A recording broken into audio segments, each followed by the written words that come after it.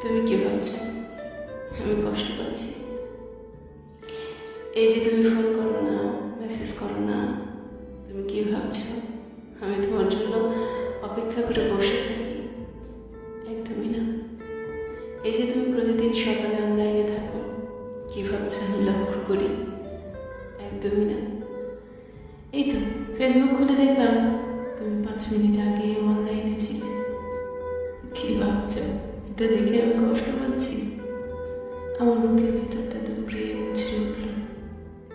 একদমই না।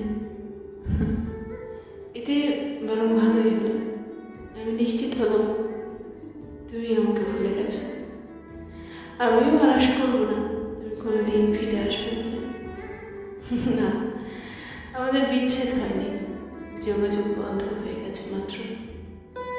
তুমি আমাকে কোথাও থেকে ব্লক করোনি, তুমি আমার থেকে মুক্তি চেয়েছিলে, সেটা আমাকে বলতে পারোনি। হঠাৎ তুমি যোগাযোগ বন্ধ করে দিলে।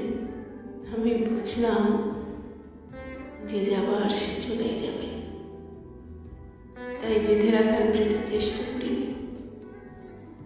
যদি কখনো আমায় মনে পড়ে সেদিন তুমি হয়তো বুঝবে তুমি আমাকে কি পরিমাণ কষ্ট দিয়েছিলে। সেদিন ফিরে আসতে চাইলাম, আমি কিন্তু আর ফিরব না।